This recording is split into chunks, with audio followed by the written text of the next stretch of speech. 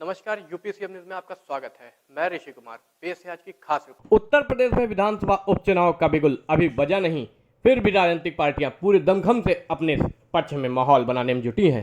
Samajwadi party के तमाम नेता आज मैनपुरी पहुंचे, जहां उन्होंने कस्बा करहल के एक निजी पैलेस में समाजवादी पार्टी के दिवाकर समाज सम्मेलन को संबोधित कर सपा के पक्ष में माहौल बनाने की पटकथा लिखी।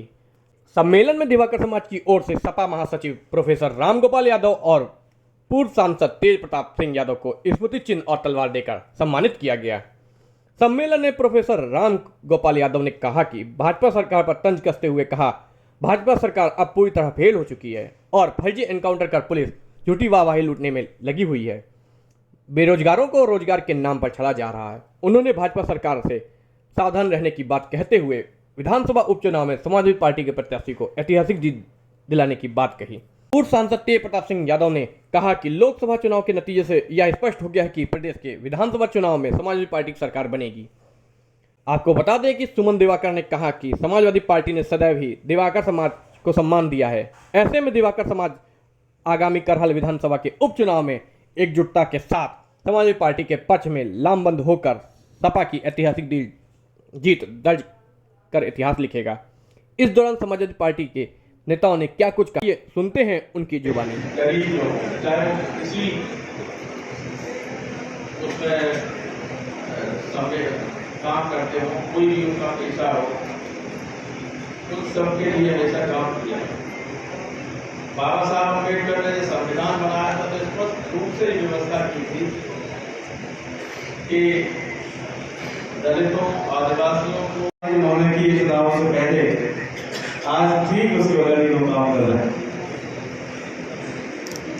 जब माननीय राष्ट्रीय अध्यक्ष जी ने लोकसभा चुनाव से पहले पीडीए का नारा दिया तो भाजपा के लोगों ने बहुत मजाक सुनाने का बनाया, लेकिन चुनाव के बाद जब नतीजे आए तो उत्तर प्रदेश की जनता ने दिखा दिया कि वो माननीय अखिलेश यादव के साथ और पीडीए के नारे के साथ। आज जितना उत्पीड़न और अत्याचार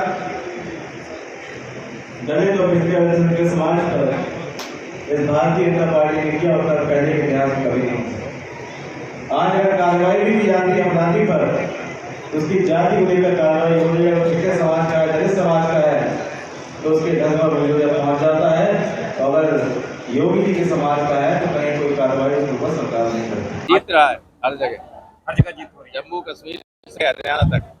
हरियाणा में जो चुनाव हुए हैं उसमें समाजवादी पार्टी को सीट नहीं मिली गठबंधन। समाजवादी पार्टी कांग्रेस का समर्थन कर रही है। अच्छा, उत्तर प्रदेश में 10 सीटों में चुनाव होने वाले हैं, बाई इलेक्शन होने वाले हैं, उसको लेके गठबंधन किस तरह का निर्णय करेगा? कांग्रेस 5 सीटें मांग रही है। अरे वो मांगती रहेगी, वो अखिलेश जी और राहुल जी तय कर लेंगे जितना जो लड़ना। गठबंधन के साथ ही चुनाव होगा ये माना जाए।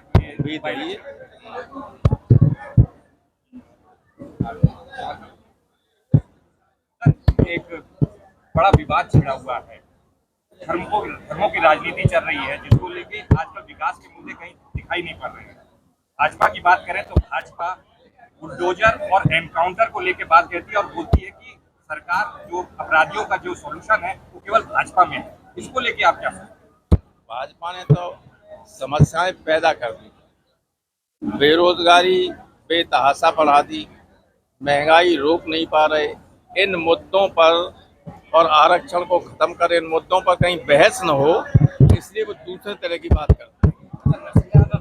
विवाद पैगंबर को लेकर, विवादित बयान को लेकर तमाम हंगामा मचा हुआ है। देखिए, वो तो अगर किसी के पैगंबर को लेके या भगवान को लेके कोई विवादित बयान देगा तो स्वाभाविक ही होना देना ही नहीं चाहिए किसी को। कोई भी समझदार की, चाहे हिंदू हो या मुसलमान, मुस्लिम पैगंबर पर या भगवान पर हमारे कोई बयान देना नहीं चाहिए। बुद्धिमान मतता तो यही है, अगर कोई देता है वो मूर्खता है, उसका रिएक्ट होगा।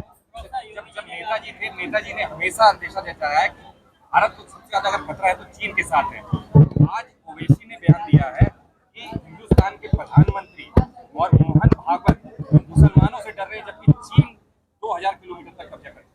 हम देखिए ओवैसी को लेके तो कुछ नहीं कहना चाहते हैं, लेकिन ये तो सारा दुनिया जानती है कि कितना अंदर घुसा है। अभी हमारे जनरल ने मालूम क्या है कहा 2-4 दिन पहले, जो नए जनरल हुए हैं, कि स्थिति सामान्य तब हो सकती है, तनाव सामान्य चीन से तब हो सकते हैं जब हम 2020 से पहले की स्थिति हो।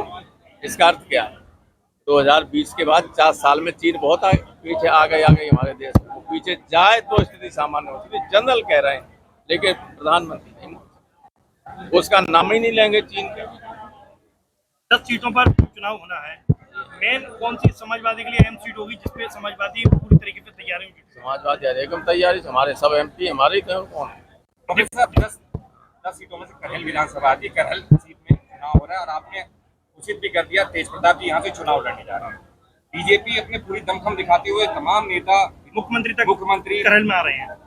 दूसरे वो आ रहे हैं अपनी जमानत बचाने के लिए, जीतने के लिए थोड़ी जा रहे हैं। जबकि उनका कहना ये है कि उनको तो पहले भी कहते थे, वो टेम्पल लड़ी तो कह रहे थे कमल खिलाएंगे, और हमेशा कमल खिलाते रहे, लेकिन कमल यहाँ पता नहीं चलता कहाँ चला जाता, धूल दूसरे तो हो जाता, तो फिर हो जाए। उनका कहना है कि परिणाम आने के बाद समाजवादी जिन लोगों की आप बात कर रहे हो, जो ये कह रहे हैं, उनकी कोई हैसियत उनके यहाँ नहीं है। यहाँ हमारे चैनल को लाइक करें और सब्सक्राइब करें।